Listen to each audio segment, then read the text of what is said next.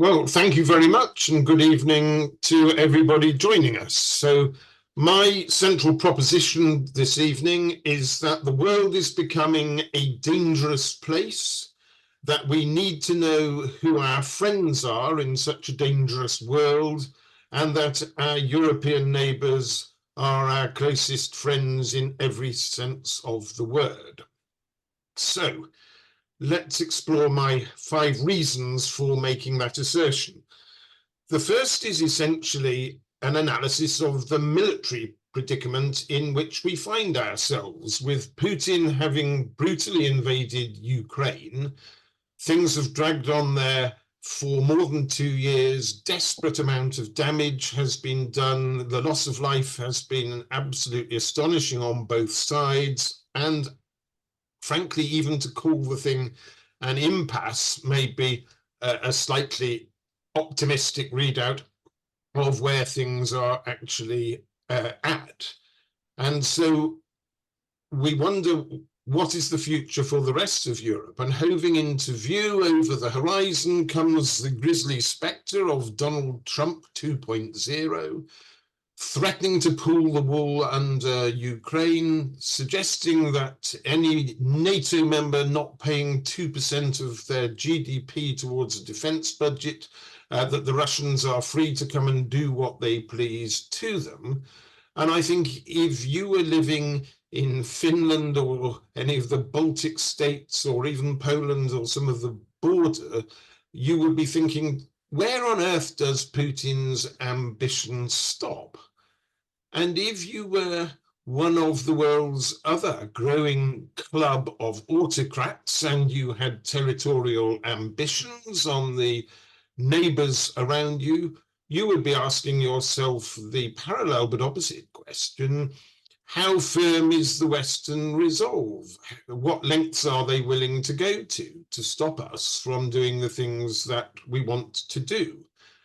And in a world of that sort, it really becomes increasingly important that you know who your friends are and you have good working relations with them. Cast your mind back 20 years, this is my second point. The dawning of the era of globalism was a moment at which the European Union was almost the poster child for this brave new world, an unprecedented supranational entity with countries voluntarily and peaceably pooling their sovereignty, working together principally towards economic ends, but there was a lot more to it than that. Shared values of human rights, a belief in a world order that was rules-based, a belief in international trade, a belief in sort of mutual respect. And the EU, having on the continent of Europe really achieved all of those things, seemed to be very much the harbinger of what was to come. But really just 20 years later, one can almost see that the globalism era is juddering to a halt. That isn't to say that international trade or diplomacy will stop and go away. I sincerely trust that they will not, and that nothing of that sort would happen.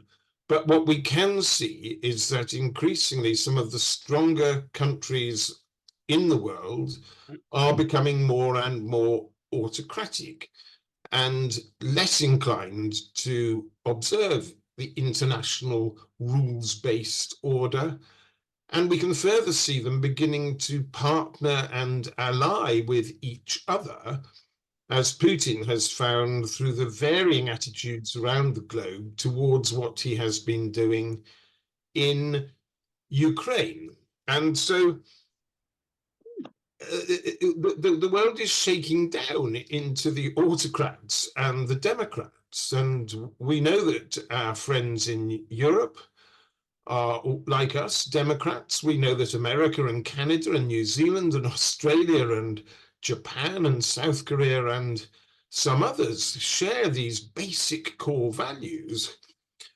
But there's an awful lot of the world which does not. And even in, for example, the continent of Africa, there are those who may share democratic values, but are now finding themselves under obligations to the Chinese, for example, who have gone in with a very aggressive foreign policy, offering to build roads and infrastructure and taking mineral rights from those countries in exchange. So there are a mixture of good guys, bad guys, and something in the middle. And the world is becoming a place where you need to understand the roadmap and your place in it. Now, Europe, my third point, shares not only our values, our history, our culture, our core beliefs, our commitment to human rights and democracy, and, as I say, a rules-based world order. It also critically shares our geography.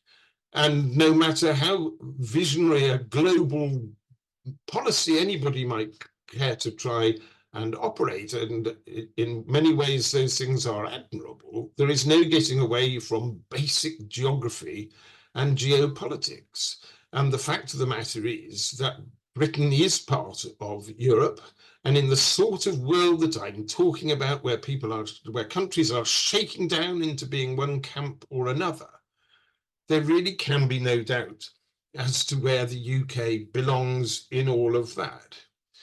So my thesis, my fourth point, is that we would be better in, and that the further in we go, the greater the sovereignty we will enjoy. I think one of the myths that the public was sold in 2016 was that leaving the European Union was somehow going to increase our sovereignty, whereas the reality is that it's done precisely the opposite, because the brutal truth is that anyone anywhere in the world wanting to sell into the world's most prosperous and lucrative market, the European single market, has to accept the rules of that market and the jurisdiction of the European Court of Justice in administering those rules. And we have moved from being a rule maker, one of the big three forces in the world's most powerful economic market, to being a rule taker.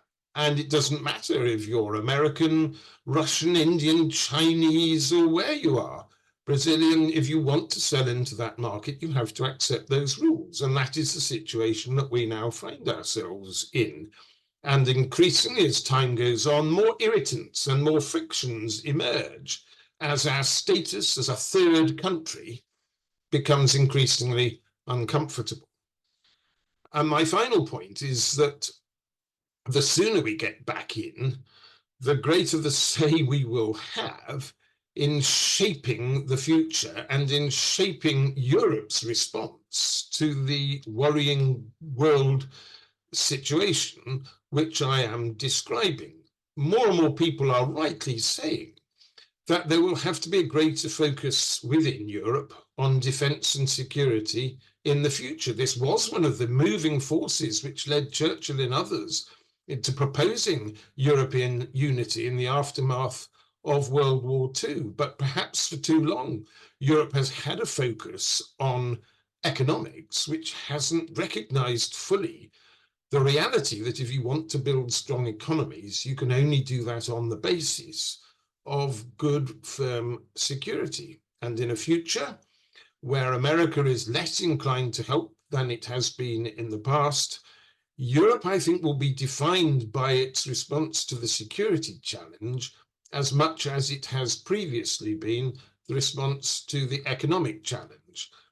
Where are we in all of this? There is only one place we can be. In Europe, at the heart of Europe, we would bring to the equation diminished but still very worthwhile armed forces. And the sooner we get around the table with the Europeans and voluntarily join the effort of common defence and security for our continent, the sooner we can build stronger relations, rebuild our corps d'esprit with our European partners, and gradually work ourselves on a much wider front than that, back to being at the heart of Europe, which is where we belong. But in a worrying world, defence and security are one of the drivers that will surely and inexorably pull the European Union and the United Kingdom closer together again.